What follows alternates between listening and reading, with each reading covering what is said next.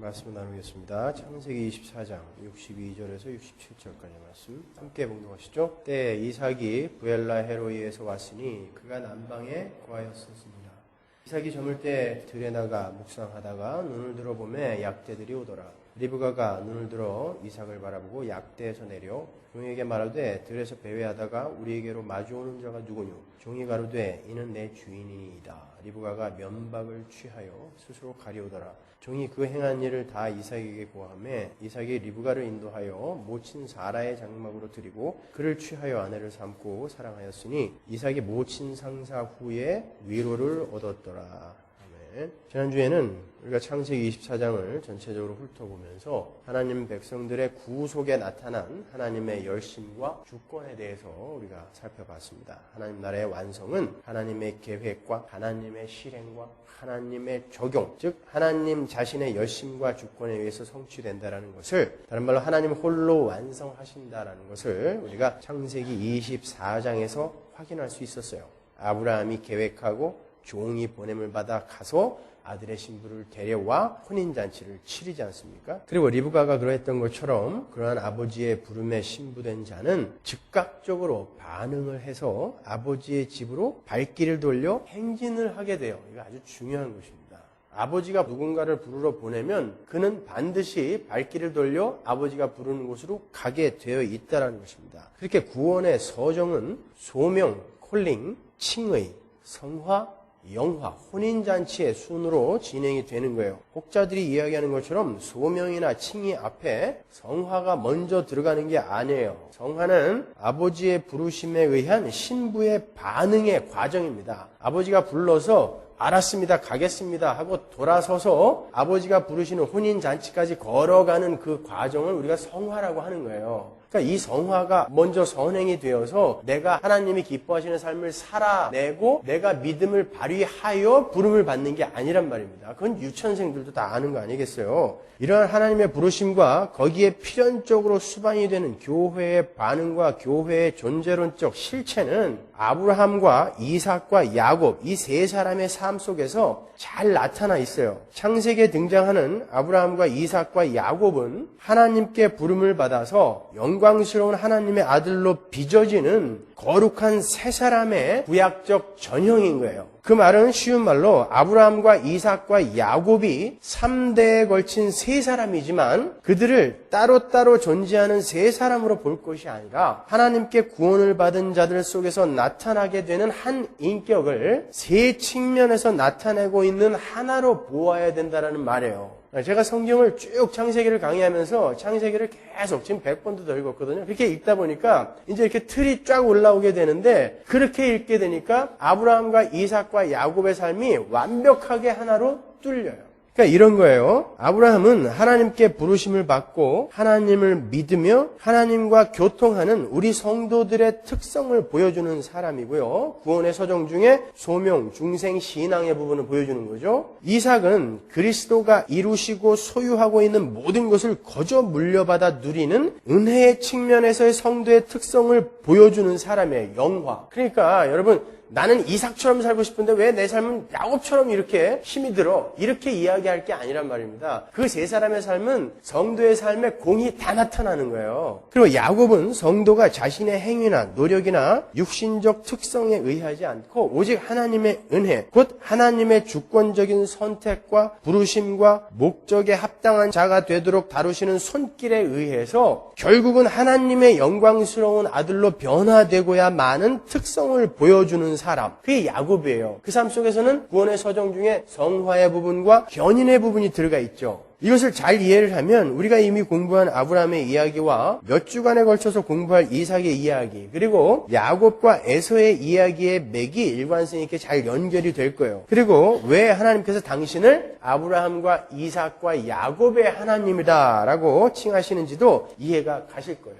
요셉이 좀 서운했겠죠. 아브라함과 이삭과 야곱과 요셉의 하나님, 그럼 얼마나 좋아요? 근데 항상 아브라함과 이삭과 야곱의 하나님이라 그런단 말입니다. 그 세 사람이 바로 성도의 전형을 담고 있는 사람들이라 그런 거예요. 즉 우리는 그 세 사람의 인생 이야기를 통해서 우리 성도들의 영적 신분과 성도가 이 땅에서 살아내야 하는 신앙생활의 본질 및 구원의 본질을 명확하게 이해를 할 수 있게 되는 거예요. 그러니까 아브라함과 이삭과 야곱의 이야기를 모두 합쳐보면 성도의 구원의 내적 외적 내용, 다른 말로 성도의 이 땅에서의 현실과 영적인 현실의 이중적인 국면을 모두 다 파악할 수 있게 되는 거예요. 그중 우리는 이삭의 이야기에 당도해 있는 것입니다. 말씀드린 대로 우리가 지금 공부하고 있는 이삭이 보여주는 면은 은혜로 모든 것을 받아 누리게 되는 성도의 영적 본질에 관한 부분이에요. 그러니까 이삭의 삶은 조직신학에서 말하는 칭의의 구원에 관한 알기 쉬운 그림인 거예요. 하나의 그림. 그래서 이삭은 아무것도 하지 않고 그냥 아버지로부터 모든 것을 받아 누리는 그런 사람으로 살다가 가는 거예요. 이삭은 탄생부터 결혼 그리고 죽음에 이르기까지 자신이 개척하여 무엇을 해본 적이 없는 사람이에요. 그가 블레셋 사람들로부터 몇 번의 경계와 배척을 당했을 때도 하나님께서 직접 그의 방패가 되어주셨습니다. 이삭은 그렇게 은혜로 말미암은 복된 후사의 대표자로 등장하는 거예요. 그는 상속자로서 아버지인 아브라함이 이루어놓은 모든 것을 그냥 가만히 앉아서 받기만 한 거예요. 구원의 영적 측면은 그러한 것입니다. 우리의 구원은 하나님에게서 비롯되어 하나님에 의해 주도되고 하나님에 의해 종결되는 거예요. 그리고 우리는 그것을 누리기만 할 뿐입니다. 우리가 거기에 보탤 건 전혀 없어요. 그래서 구원은 행위가 아닌 믿음으로만 받는다라는 칭의의 구원은 100번 옳은 거예요. 우리의 구원에 우리가 보탤 건 아무것도 없습니다. 이삭은 바로 그런 구원의 영적 측면을 보여주는 인물이에요. 그래서 이삭이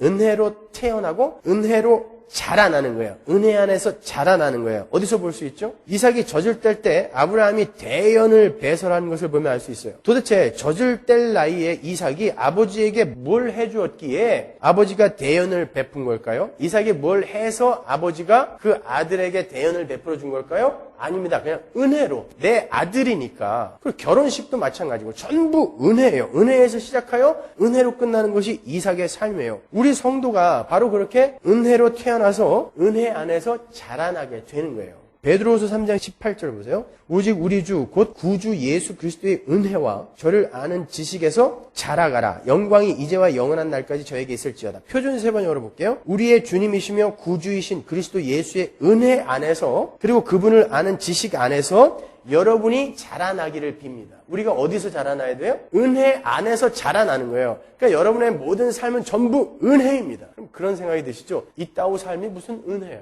난 태어나면서부터 지금까지 한 번도 편안하게 살아본 적이 없어. 이런 분 계시죠? 그게 은혜입니다. 끝까지 들으면 아실 거예요. 그리고 이삭은 아버지의 은혜로 혼인을 해서 아버지의 모든 것을 상속받아요. 이삭의 삶은 그렇게 처음부터 끝까지 전부 은혜예요.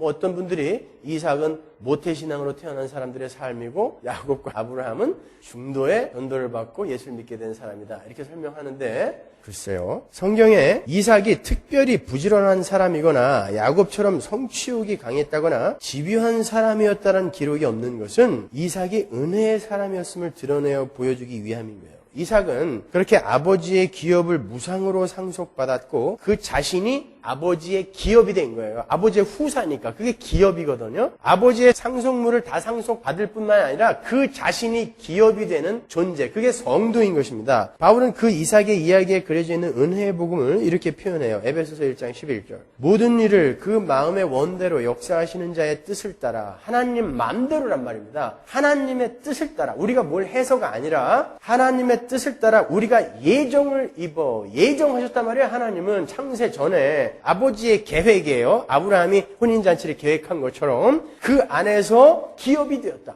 이삭의 이야기가 한 문장으로 딱 줄여진 것입니다. 아버지의 뜻에 따라 우리가 예정을 입어서 그 안에서 기업이 되는 이야기가 바로 이삭의 이야기인 거예요. 에베소서 2장 4절 보세요. 긍휼에 풍성하신 하나님이 우리를 사랑하신 그 큰 사랑을 인하여 허물로 죽은 우리를 그리스도와 함께 살리셨고 너희가 은혜로 구원을 얻은 것이라. 또 함께 일으키사 그리스도 예수 안에서 함께 하늘에 앉히시니 이는 그리스도 예수 안에서 우리에게 자비하심으로써 그 은혜의 지극히 풍성함을 오는 여러 세대에 나타내려 하심이니라. 너희가 그 은혜를 인하여 믿음으로 말미암아 구원을 얻었나니 이것이 너희에게서 난 것이 아니요 하나님의 선물이라. 행위에게서 난 것이 아니니 이는 누구든지 자랑치 못하게 함이니라. 우리의 구원은 이렇게 은혜요 선물인 거예요.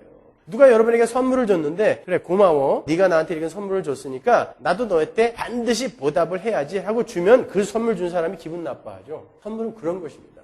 여러분은 하나님께 아무것도 안 드려도 돼요. 그게 우리의 완성된 영적 실체인 것입니다. 아무것도 안 해도 돼요. 선물로 준 거니까 은혜로 받은 것이니까.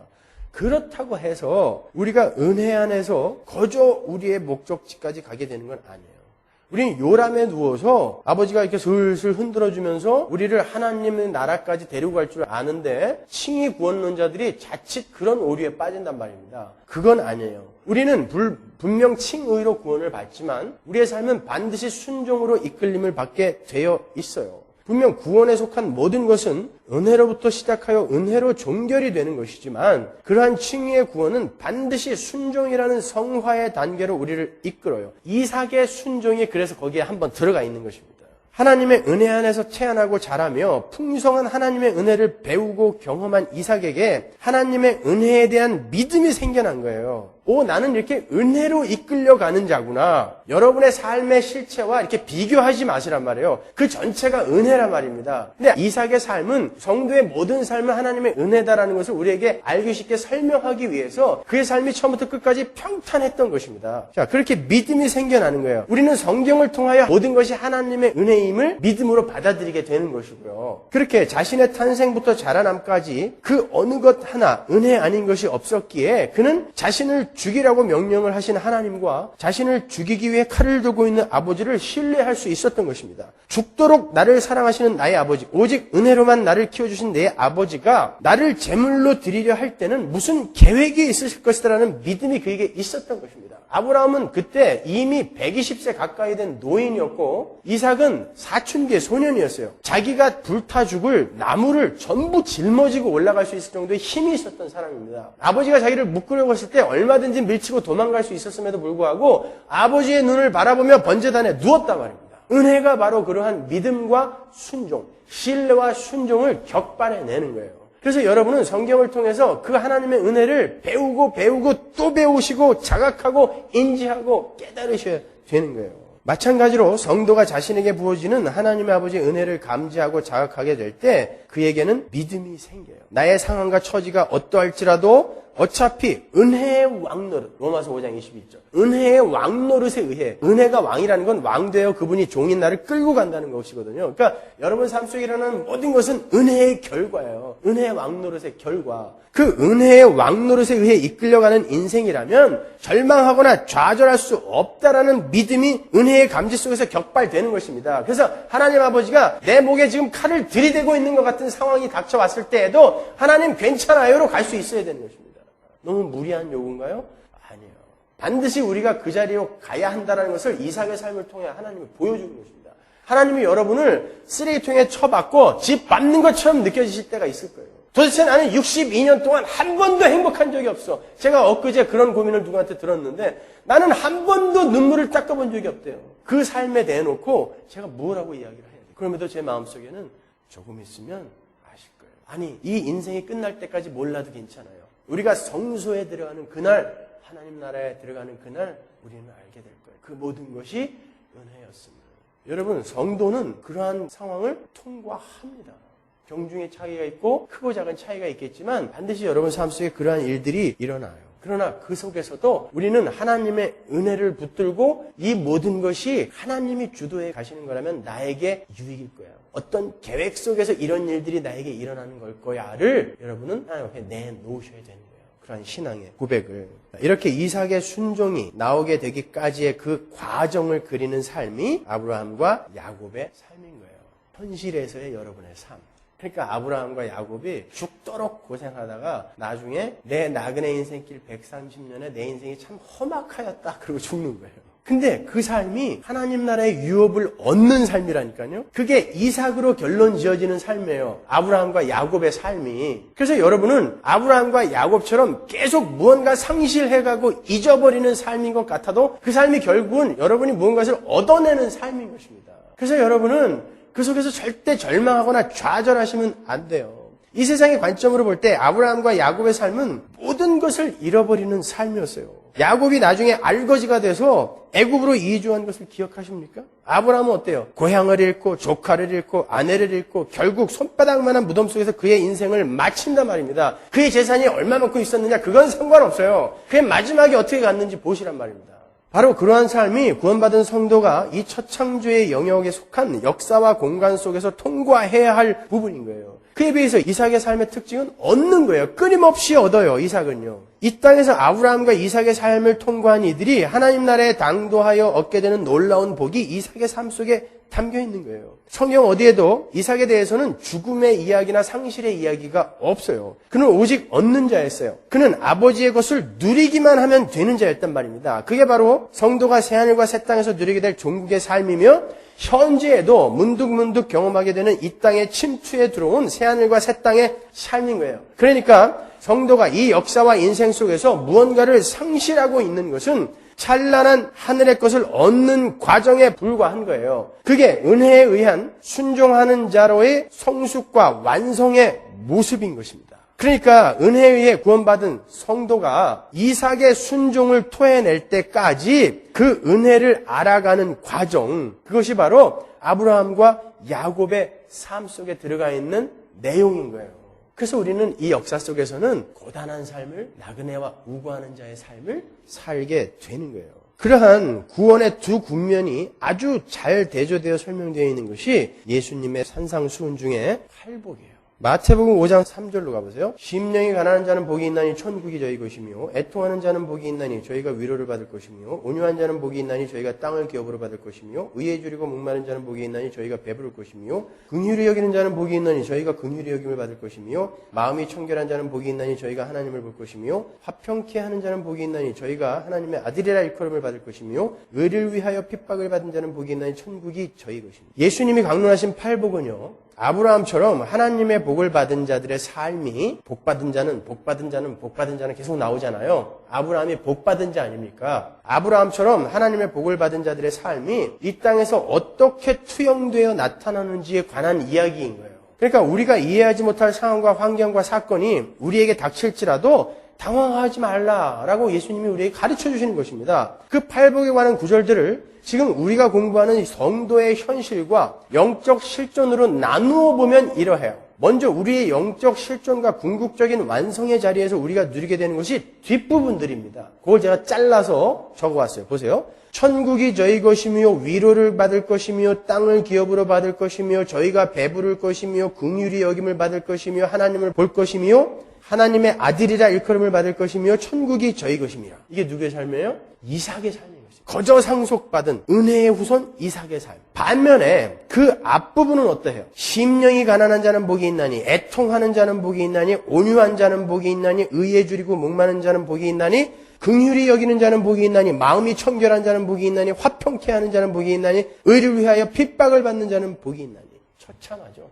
누구의 삶이에요 이게? 아브라함과 야곱의 삶인 것입니다. 이게 무슨 복받은 사람의 삶이에요? 그런데 주님은 이것이 복받은 사람의 현세에서의 삶이라고 말씀해 주세요. 성경은 분명 하나님께서 아브라함에게도 복을 주셨고 이삭에게도 복을 주셨고 창세기 25장 11절에 나와요. 야곱에게도 복을 주셨다고 했어요. 창세기 28장에 나오죠.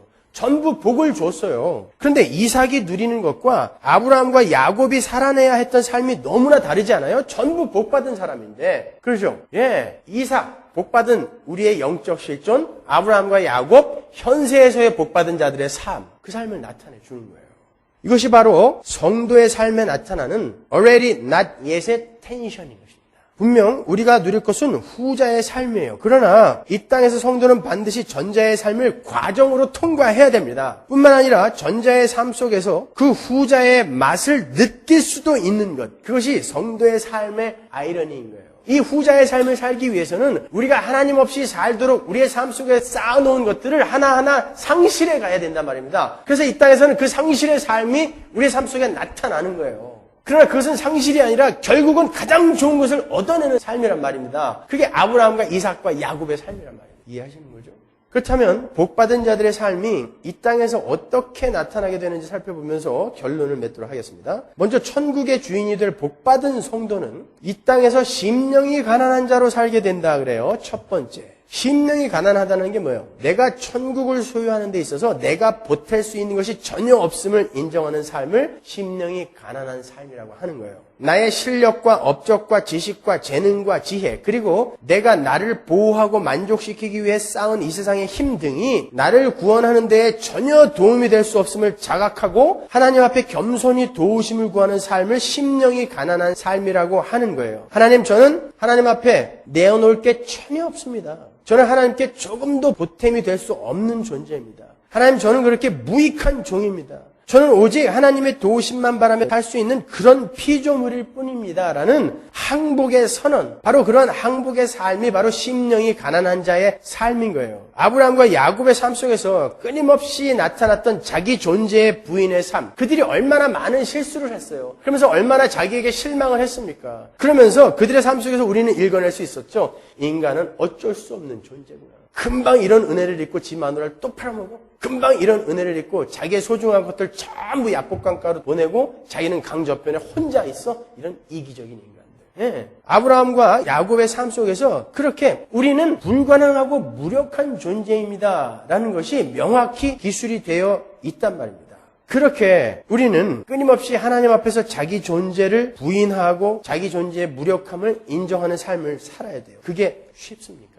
자연인 상태에서 나의 불가능함과 무력함을 인정하는 것은 그야말로 자존심 상하고 부끄러운 거예요. 인본주의에 빠져서 여태까지 살던 사람들이 나를 부인하라고 하면 어떻게 그 삶을 살 수 있습니까? 너는 아무것도 아니야. 너는 하나님 앞에서 먼지야, 티끌이야. 그러니까 그 앞에서 그냥 항복해야 돼. 라는 이 요구가 어떻게 받아들여지겠어요? 마음속에 힘듭니다. 그러나 심령이 가난한 자만 천국에 간다 그래요. 우리 주님이. 그 삶을 이 땅에서 우리가 반드시 통과해야 되는 것입니다. 하나님 앞에서의 자기 부인은 천국의 삶을 맛보게 해주는 복된 거예요. 지금은 내 살과 내 뼈가 도려내지는 것처럼 아플지라도 그 삶은 복된 삶인 것입니다. 나는 저 부정하고 못난 세리와 같지 않게 해주셔서 다행이라는 그 바리새인적 교만이 하나님의 진노를 샀다라는 것을 절대 잊으시면 안 돼요. 우리는 하나님 앞에서 철저히 부인되어야 되는 것입니다. 두 번째로 하나님의 위로를 받게 되는 복받은 사람의 삶은 애통하는 삶이에요. 애통하는 삶. 그게 뭐예요? 예배 시간만 되면 무조건 고장난 수도꼭지처럼 우는 걸 애통하는 삶이라 그러나요? 아니면 자신의 삶이 너무나 힘겹고 어려워서 늘 가슴을 치며 고통스러워하고 눈물 흘리는 삶을 애통하는 삶이라 합니까? 그렇다면 이 세상에서 가장 불행한 사람이 가장 큰 위로를 받는다는 말인가요? 그렇지 않아요. 하나님의 위로를 받는 애통하는 삶이란 첫 번째 심령이 가난한 삶과 연결된 삶을 말하는 거예요. 내가 여전히 죄의 영향 아래에서 갈팡질팡하는 나의 모습을 발견하고 하나님 앞에 내어놓을 것이 없어서 하나님 앞에 나의 모습을 정직하게 내어놓고 하나님의 도우심을 구하는 삶을 애통하는 삶이라고 하는 거예요. 나는 왜 복음을 안다고 하면서도 여전히 이렇게 하나님 앞에서 범죄하고 있는가? 나는 왜 여전히 이렇게 나의 배만을 위해서 살고 있는가? 나의 성숙은 왜 이다지도 더딘 것인가? 이러한 올바른 자기인식 속에서 참된 애통함이 나오는 것입니다. 그런데 그러한 애통함을 아는 사람은 다른 이들의 실수와 허물과 미성숙함을 보면서도 애통하게 돼요. 자기만 보면서 애통하는 것이 아니라, 왜냐하면 자신이 스스로의 부족함과 불가능함과 더러움과 성숙의 더딤으로 애통해 보았기 때문에 다른 이들의 실수나 더딤이나 허물이나 더러움이 발견될 때 정죄를 하는 것이 아니라 똑같은 심정으로 애통할 수 있게 되는 것입니다. 저 인간은 왜 예수 믿고 수년이 지났는데 아직도 왜 저 모양이가 아니라 내가 나를 향해 애통한 마음을 품었던 그 마음으로 그를 향해 애통한 마음을 품게 되는 것입니다. 그들이 하나님의 위로를 받는 거예요. 여러분, 성도가 자기 안에서 발견되는 죄의 무서움과 집요함을 발견하고 그 죄를 미워하게 되면 그 죄에 휘둘리고 있는 사람을 사랑하게 됩니다. 여러분이 여러분 안에서 격발되는 죄들을 볼 때 얼마나 여러분 자신이 불쌍했어요. 마찬가지로 다른 이들이 그 죄에 휘둘리고 있는 모습을 볼 때 그 죄가 미워지면 그 사람을 사랑하게 되는 것입니다. 근데 그 죄와 함께 그 사람까지도 내다 버리면 안 되는 거예요. 연민의 마음과 동병상련의 마음이 그 죄 속에 있는 사람을 사랑하게 만들어야 돼요. 그리고 그를 그렇게 만드는 죄를 사무치게 미워하게 되는 것입니다. 그게 애통한 사람의 삶이에요. 그 삶이 쉽겠습니까? 어렵습니다. 아브라함과 야곱이 그 삶을 살아내느라 그렇게 고단한 나그네의 삶을 산 거예요. 근데 그 삶이 하나님의 위로를 받는 삶이래요. 나 자신의 지혜와 능력은 절대로 나의 위로의 근거가 될 수 없음과 이 세상 그 무엇도 나를 위로해 줄 수 없음을 고백하고 하나님 앞에서 철저하게 자신이 부정될 때 거기에 하나님의 위로가 임하게 되는 것입니다. 세 번째로 땅을 기업으로 받을 복받은 사람은 온유한 사람이래요. 온유함은 단순히 연약하고 유약해서 자기의 주장을 내세우지 못하고 우유부단한 삶을 사는 것을 말하는 게 아니에요. 온유는 힘이 없음이 아닙니다, 여러분. 온유한 사람은 땅을 기업으로 받을 거라 그래요. 그만큼 온유라는 것은 힘을 전제하는 거예요. 그러나 그 힘을 자신을 위하여 쓰지 않고 마치 재갈 물린 말처럼 주인의 명령을 따라 자기의 것을 내세우지 않고 오히려 버리고 손해보는 것을 온유라고 해요. 이 구절이 그대로 모세의 삶에서 완벽하게 재현됐어요. 볼까요? 민수기 12장 3절 보세요. 이 사람 모세는 온유함이 지면의 모든 사람보다 승하더라. 이 세상에서 가장 온유하게 산 모세의 삶을 성경이 어떻게 이야기하는지 보시란 말입니다. 히브리서 11장 24절. 믿음으로 모세는 장성하여 바로의 공주의 아들이라 칭함을 거절하고 도리어 하나님의 백성과 함께 고난받기를 잠시 죄악의 낙을 누리는 것보다 더 좋아하고 그리스도를 위하여 받는 능욕을 애굽의 모든 보화보다 더 큰 재물로 여겼으니 이는 상주심을 바라봅니다. 믿음으로 애굽을 떠나 임금의 노함을 무서워하니하고 곧 보이지 아니하는 자를 본 것 같이 하여 참았으며 믿음으로 유월절과 피 뿌리는 예를 정하였으니 이는 장자를 멸하는 자로 저희를 건드리지 않게 하려 한 것이며 믿음으로 저희가 홍해를 육지같이 건넜으나 애굽 사람들은 이것을 시험하다가 빠져 죽었으며 믿음으로 7일 동안 여리고를 두루다니며 성이 무너졌다로 끝나는 거예요. 땅을 봤죠. 온유한 자가 애굽의 모든 보화와 왕자의 자리를 버리고 하나님의 뜻을 따라 그 삶을 살았더니 나중에 여리고가 무너지고 가나안 땅이 그의 것이 되어버린 것이죠. 그 삶이 우리에게 약속되어지는 거예요. 그게 온유한 삶이에요. 성도에게서 나타나는 온유한 삶은 내가 가진 그 어떤 것보다 하나님 나라와 복음에 대한 열정이 더욱 소중한 것이기 때문에 그것들을 붙들지 않고 언제든지 손해보고 포기할 수 있는 마음을 가리키는 거예요. 그러한 삶 속에서 자기의 손해와 상함을 감수하여 다른 이들의 유익을 챙기는 하나님 나라의 삶의 원리가 나타내는 것이고 그 삶을 사는 하나님 나라의 삶을 사는 그 사람이 밟는 땅이 전부 하나님 나라가 되는 것입니다. 자, 하나님 나라는 뭐라고 그랬어요? 통치권, 국민 주권 영토 중에 통치권이라고 그랬잖아요. 하나님 나라 바실리아라는 단어는 왕이 왕위를 받아가지고 오기 위해서 저 먼 나라에 가서 왕위를 받아가지고 오기 위해서 떠나는 그 왕위를 받아가지고 온다 그러죠. 그 왕위가 바실레이아예요. 그러니까 성경에서 나라, 왕국은 바실레아, 통치권을 이야기하는 거예요. 그 하나님의 통치, 하나님의 뜻대로 살아가려고 하는 어떤 이들이 이 세상에 있을 때 하나님의 통치가 그 땅에 임하는 거고 거기를 하나님 나라라고 하는 거예요. 그렇다면 여러분이 만약에 그 삶을 산다면 여러분이 밟는 땅은 전부 하나님 나라가 되는 거예요. 바로 그 땅을 주시겠다는 거예요. 그게 전부 여러분 것이 되는 거예요. 그래서 그들이 온유한 자가 땅을 기업으로 얻을 것이다 라고 이야기하는 것입니다. 온유한 자는 하나님의 땅을 많이 줘요? 부동산 투기해서라도 어떻게 해서든지 땅을 많이 줘요? 그 땅 이야기하는 거 아니에요. 여러분이 밟는 땅이 전부 하나님의 땅이 되게 만들어낸 것입니다. 네 번째로 늘 만족한 포만감으로 배고픔을 모르는 삶을 살게 될 복받은 자. 그 복받은 자는 의에 줄이고 목마른 자라 그래요. 목마른 삶을 산대요. 그 삶은 오직 하나님만이 내 영혼의 갈증을 해결할 수 있음을 알고 이 세상 그 어떤 것으로도 나의 갈증과 배고픔을 채우려 하지 않는 삶을 말하는 거예요. 오직 그 의만 나의 배고픔과 갈증을 채울 수 있다가 의에 줄이고 목마른 자예요. 세상 사람들은 돈과 명예와 인기 등으로 자신의 목마름과 배고픔을 채우려 해요. 여러분이 여러분의 삶을 전부 만족해하며 살지 않으실 거예요. 그 만족하지 않은 삶에 요거만 있으면 내가 만족해질 것 같고 저거만 있으면 만족해질 것 같고 요것만 있으면 만족해질 수 있을 것 같죠. 천만의 말씀이에요. 그 어떤 것이 주어져도 여러분의 삶은 불만족스러울 것입니다. 여러분의 삶의 배부름과 해갈은 오직 하나님과의 관계의 회복, 하나님의 의로만 주어질 수 있는 거예요. 그때 참 만족이 있습니다. 그렇게 세상의 힘을 나의 힘으로 삼지 않고 사는 삶이 쉽겠어요? 어렵습니다. 그런데 그러한 삶이 바로 진짜 배부름으로 가는 삶이랍니다. 야곱의 삶을 보세요. 야곱은 온갖 사기와 권모술수를 동원해서 부를 축적했어요. 근데 하나님은 야곱의 말년에 그걸 다 뺏어버리셨어요. 알거지로 만들어서 애굽으로 보내버렸다니까요. 왜 그랬을까요? 그게 너를 배부르게 해주는 거 아니고 네 갈증 해결해 주는 거 아니다. 가르쳐준 것입니다. 그 야곱의 삶 속에서 그것을 하나님이 우리에게 보여주시는 거예요. 다섯 번째로 긍휼히 여김을 받게 될 복받은 사람은 긍휼히 여기는 삶을 살게 된다 그래요. 하나님의 긍휼은 죄로 말미암아 인간들에게 닥친 사망의 증상들로 고통당하는 인간들을 향한 하나님의 불쌍히 여기는 마음을 말해요. 그게 긍휼입니다. 우리 성도는 이 땅에서 바로 그러한 하나님의 긍휼의 마음으로 살아야 한다는 말이에요. 성도는 인간의 죄가 쏟아놓은 자연재해, 전쟁, 질병, 기아, 살인, 폭력, 거짓, 사기, 미움, 시기 등으로 고통받고 있는 이웃의 아픔을 그냥 지나치지 않고 긍휼한 마음으로 그들을 위해 기도해야 하는 것입니다. 왜? 그 전부 마귀가 만들어 놓은 거 아닙니다. 우리가 만들어 놓은 거예요. 우리의 이기심이, 우리의 죄가 그러한 것들을 만들어 놓은 것입니다. 그들이 그렇게 된 데에는 우리의 책임이 있는 것입니다. 내가 그렇게 만들어 놓은 거예요, 사실은요.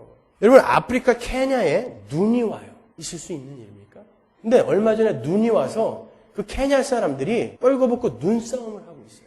여러분, 이건 무시무시한 일입니다. 사람들은 그냥 신기하다 하고 말아요. 여태까지 이 지구가 창조된 이후에 한 번도 그런 일이 있지 않았습니다. 그런데 아프리카 케냐에 눈이 쌓이고 거기에서 아이들이 눈사람을 만들고 눈싸움을 하고 있습니다. 여러분, 이건 말세의 징조인 것입니다. 근데 아무도 두려워하지 않아요. 북극은 녹고 있고 오존층은 뚫려버렸어요. 온난화 현상으로 기후가 미쳐버렸어요. 이제는 웬만한 지진으로는 놀라지도 않는 시대가 되어버렸습니다. 우리 주위에서는 살인과 약탈과 자살과 방화와 기아 등으로 매일매일 수많은 사람들이 죽어가고 있어요. 심지어 전염병으로도. 근데 우리는 그러한 자연재해와 전쟁들로 수만 명, 수십만 명이 죽어나왔는데도 전혀 놀랍지 않은 무감각증에 걸려있는 것 같아요. 이제 몇만 명 죽은 거는 클릭도 안 해요. 수십만 명 죽어야 한번 눌러봅니다. 거기에 내가 들어가 있으면 어떡할 거예요?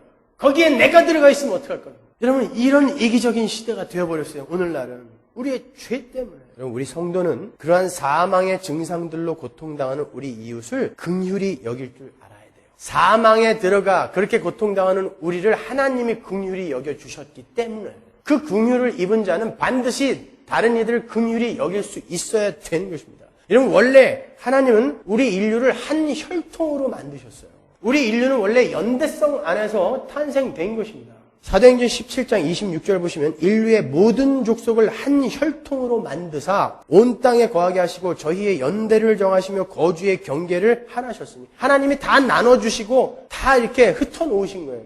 하나님이 다 하셨단 말입니다. 그러나 한 혈통으로 만들어 놓으신 거예요. 근데 인간이 죄를 짓고 각자가 자기의 배만을 위해서 그리고 스스로 자기를 보호해야 되기 때문에 이기적으로 살기 시작했어요. 남들을 경쟁자로 생각하고 적으로 간주해야 돼요. 왜? 내가 이제 내 힘으로 나를 보호해야 되니까. 바로 그 죄가 인류를 이렇게 갈기갈기 찢어 놓은 것입니다. 우리는 근데 거기에서 건져진 자들이고 회복된 자예요. 그 말은 이제 연대성 안으로 다시 우리는 들어왔다는 것입니다. 따라서 우리는 연대성을 회복한 자들로서 나 아닌 다른 이웃들을 나처럼 여겨야 된다는 것입니다. 인류가 지금 안고 있는 모든 문제는 바로 이 연대성의 파괴에서 기인한 거예요. 우리는 하나라는 인식을 잃어버린 그 상태에서 바로 이러한 죽음의 증상들이 일어난 것입니다. 인류는 하나님을 머리로 하여 한 지체로 지어진 거예요. 내 이웃은 경쟁의 대상이 아니고 험담의 대상도 아니며 다툼의 대상이나 전쟁의 대상이 돼서도 안 됩니다. 그건 타락한 죄인들의 모습일 뿐이에요. 성도는 그 속에서 구원받은 사람이란 말입니다. 거기에 여전히 머무는 사람이 아니라 그 속에서 구원받은 사람이란 말입니다. 성도는 그렇게 다시 연대성 속으로 들어오게 된 사람들인 거예요. 그래서 성도는 모든 인류에게 일어난 일은 바로 나에게 일어난 일이다라는 칼 막스의 말처럼 연대성 속에서 우리 이웃을 긍휼한 마음으로 돌아보아야 하는 거예요. 어떻게 기독교의 정신이 그러한 공산당 선언문에 나오는 정신보다 더 못한 게 되어버렸습니까? 인류에게 일어난 모든 일은 바로 나에게 일어난 일이다. 공산당 선언문에 있는 말이란 말입니다. 근데 어떻게 연대성 속에 태어났고 이제 그 이기적인 삶 속에서 구원받았다고 하는, 그래서 연대성을 회복했다고 하는 교회는 왜 이렇게 안 사냐 말입니다. 우리는 그 연대성을 회복한 사람이에요. 그리고 우리 삶 속에서 반드시 회복해 나가야 됩니다. 여러분이 아무리 감동적인 예배를 드리고 아무리 감동적인 찬양을 하고 아무리 열심히 기도했다고 해서 여러분의 본분을 다한 것이 아니라는 거예요. 어떤 사람이 나가면서 야 오늘 예배는 정말 좋았어. 야 오늘 설교 진짜 너무너무 감동적이야. 야 찬양은 또 왜 이렇게 좋았어? 오늘 예배는 그야말로 굿이야. 난 너무 많이 은혜 받았어. 그리고 나가는데 우리 교회 정문 앞에 홈리스가 냄새를 풍기며 누워있어요. 그때에 홈리스가 여기 누워있으면 우리 교회에 오는 사람들이 기분 나빠서 초신자들은 교회 안 올 텐데 왜 저 인간은 그 많은 곳 중에 우리 교회 앞에 누워있을까? 혹시 내 차에다가 뭐 해코지 하는 거 아니야? 혹시 나한테 동량을 바라는 건 아닐까? 내 몸에 혹시 냄새라도 배면 어떡해? 이러고 나간다면 그 앞에 그가 고백한 오늘 목사님 설교 너무 좋았어. 찬양이 너무 감동적이야. 나 너무 오늘 은혜 받았어 라는 그 고백과 그의 삶이 어울립니까? 근데 그러고 살고 있지 않습니까 우리가? 그건 말이 안 되는 것입니다. 그건 연극하고 가는 거예요 여기에서. 내가 오늘 하나님으로부터 많은 은혜를 받았어라는 것은 어떻게 나 같은 존재에게 그런 하나님의 긍휼이 쏟아 부어져서 내가 이렇게 구원받았을까가 더욱더 깊이 깨달아져서 너무너무 감사를 토해낸 거. 그게 은혜 받았어거든요. 그렇다면 그 긍휼함을 깨달은 사람이 나가면서 나의 긍휼을 필요로 하는 사람을 그냥 지나친다면 그 사람이 진짜 은혜 받은 게 맞냔 말입니다. 그런 은혜는 없어요. 그래서 하나님이 말씀하신 거죠. 긍휼을 받은 자는 반드시 긍휼히 여긴다. 그 삶을 너희들은 살게 될 거야 라고 이야기하는 거죠. 여러분 그 삶이 쉽습니까? 어렵습니다. 그러나 우리는 그 삶을 통과해야 되는 거예요. 이삭의 삶을 누리기 위한 아브라함과 야곱의 삶을 여러분은 반드시 통과해야 되는 것입니다. 야고보서 2장 14절 보세요. 만일 형제나 자매가 헐벗고 일용할 양식이 없는데 너희 중에 누구든지 그에게 이르되 평안히 가라 더욱게 하라 배부르게 하라 하며 그 몸에 쓸 것을 주지 아니하면 무슨 이익이 있으리요. 이와 같이 행함이 없는 믿음은 그 자체가 죽은 것이야. 쇼하지 말아라. 6번째로 하나님을 보게 될 복받은 사람은 마음이 청결하게 살아야 한다 그래요. 여기서 청결함이란 불순물이 섞이지 않은 순전함을 이야기하는 거예요. 하나님을 섬긴다고 하면서 마음은 여전히 자기의 배만을 위한 그런 신앙생활, 포도주에 물 탄 것처럼 섞어버린 거예요. 복음에 물 타면 안 되는 거예요, 여러분. 근데 요즘은 너무 물이 많이 타져 있어갖고 복음의 핵심을 어떤 때는 이야기하는 것 같은데 거기에 그냥 이것도 타고 저것도 타고 그래갖고 어떨 때는 이 사람이 올바른 사람인 것 같은데 어떨 때는 완전히 엉뚱한 소리하고 그런 사람 너무 많죠. 그건 청결한 게 아닙니다. 그게 청결하지 않은 거예요. 하나님을 섬긴다고 하면서 세상 신인 만몬을 여전히 섬겨요? 청결하지 않은 것입니다. 한 곳으로만 향한 나의 사랑을 청결함이라고 하는 거예요. 하나님은 당신을 섬긴다고 하면서 저는 거 흠 있는 것들을 가져다가 제사를 드리고 자기들은 할 것 다 했으니까 구원받은 사람이다 라고 했던 이스라엘을 향해서 이렇게 말씀하셨어요. 이사야서 1장 22절 내 은은 찢기가 되었고 너의 포도주에는 물이 섞였도다. 내가 나의 손을 내게 돌려 너의 찢기를 온전히 청결하여 버리며 너의 혼합물을 다 제하여 버리겠다. 네 은에 혼합물이 섞였는데 그거 다 내가 청결하게 씻어버리겠어. 어떻게? 불로. 포도주에 물 섞였는데 물 다 말려버리겠다라는 뜻인 것입니다. 우리의 삶 속에 그 일이 일어난다는 거예요. 그래서 우리의 삶은 때로는 버겁게 느껴지기도 하는 거예요. 그러나 그게 복인 것입니다. 여러분 하나님은 우리의 마음이 하나님만을 향해 있기를 질투하시기까지 바라세요. 우리는 복음에 물을 타서는 안 돼요. 거룩하고 존귀한 하나님의 복음을 싸구려 복음으로 전락시켜서는 안 됩니다. 하나님을 섬긴다고 하면서 사실은 이 세상의 힘인 만몬을 섬기는 그런 청결치 못한 신앙은 절대 하나님을 볼 수 없는 신앙이다라는 것을 주님이 가르치고 계신 것입니다. 여러분 우리가 가끔 실수할 수는 있어요. 그러나 나의 사랑이 다른 대상으로 향해 있어서는 안 되는 것입니다. 우리가 때로 남편이나 아내에게 퉁명스러울 수 있고 때로 결혼기념일이나 배우자의 생일을 까먹을 수 있어요. 때로는 부부싸움을 할 수도 있어요. 의견이 안 맞아서. 그거는 얼마든지 용서될 수 있는 것입니다. 실수니까. 그러나 자기의 배우자가 겉으로는 참 잘해주는데 할 바를 다 하는 것 같은데 뒤로는 다른 사람에게 나 아닌 다른 남자에게 나는 당신밖에 없어 라고 고백을 한다면 그건 맞아 죽어야 되는 것입니다. 마찬가지로 우리가 하나님께 예배하고 감동적인 예배를 드린다고 하고 헌금도 하고 다 하는데 여전히 내 마음속에 사랑의 대상은 만몬이고 세상의 힘이라면 여러분은 지금 한눈 팔고 있는 배우자와 똑같은 것입니다. 그것이 청결하지 못한 사람들의 삶인 거예요. 여러분 보세요. 청결한 것은 무엇 하나 섞이지 않는 순전한 거예요. 근데 우리의 노력으로 우리의 마음을 그렇게 만들 수 있습니까? 안 됩니다. 그럼 어떻게 해야 돼요? 그분 찾아가야죠. 오라 우리가 변론하자. 너희 죄가 주홍 같을지라도 양털같이 힐 것이고 진홍 같을지라도 희게 되리라 라고 하신 그 하나님을 바라보면서 꼭 붙들면 되는 것입니다. 그러면 여러분은 청결해지는 거예요. 근데 어디다 마음을 둬요? 그 사람은 하나님을 볼 수 없다라고 이야기하는 거예요. 7번째로 하나님의 아들이라 일컬음을 받게 될 복받은 사람은 화평케 하는 삶을 산다 그래요. 화평한 삶, 평화 있는 삶이 아니라 화평케 하는 삶이에요. 여러분 평화가 뭐예요? 그저 아무 일 없이 무사안일한 상태를 평화라고 그러나요? 언제 깨질지 모르는 그 평안한 상태 속에서 전전긍긍해하며 불안해하는 그 삶을 평화라고 합니까? 제가 군대에 있을 때 쫄병 때 항상 고참들한테 두들겨 맞고 서야 잠을 잤거든요. 근데 어떨 때는 고참들이 늦게 불러요. 그러면 그 고참들이 부를 때까지 아무 일이 없어요. 여러분 그건 평화가 아니에요. 언제 깨질지 모르는 평화는 고요함은 평화가 아닙니다. 그걸 평화라고 하지 않아요. 성경이 말하는 평화는 하나님과의 평화를 말하는 거예요. 하나님과 원수가 되어서 등을 돌리고 있던 죄인들이 하나님과 화목하게 되어서 하나님을 부둥켜 아는 상태, 그 상태를 평화라고 하는 거예요. 화평케 하는 자는 바로 나 아닌 다른 이웃들이 그렇게 하나님과 화목하게 되도록 삶을 사는 것을 화평케 한다라고 하는 거예요. 여러분 인간은 항상 변화와 성숙과 진보와 깨어짐을 추구하면서 살아야 돼요. 우리가 변화하지 않고 성숙함도 없으며 깨어짐과 거듭남도 없이 이 땅을 그냥 평화롭게 살다가 가면 된다면 그 삶은 누가 제일 잘 살 수 있을까요? 시체가 제일 잘 살아요. 시체는 아무런 문제 없이 이 세상을 살 수 있습니다. 그건 시체의 삶인 것입니다. 평화가 아니라. 여러분 성경은 평화를 누릴 수 있는 사람, 하나님과의 평화를 누릴 수 있는 사람은 이 세상에서 반드시 화평케 하는 삶을 살아야 된다 그래요. 그들이 하나님의 아들이라 칭함을 받을 거래요. 하나님의 아들이 이 땅에 오셔서 하신 일이 뭐예요? 하나님과 그분의 백성들을 화평케 하신 일이에요. 뭘로? 십자가로요. 그런데 그 아들이 이 세상에 하나님과 백성들을 화평케 하려 오셨을 때 이 세상이 평화로웠습니까? 오히려 그 전에 평화로웠어요. 근데 그 아들이, 화평케 하는 아들이 오자마자 소요가 일어나기 시작했어요. 엉망진창이 되어버렸어요. 온 나라가 난장판이 되어버렸습니다. 결국 그는 십자가에서 죽어버렸어요. 그런데 그게 화평케 하는 자의 삶이라고 합니다.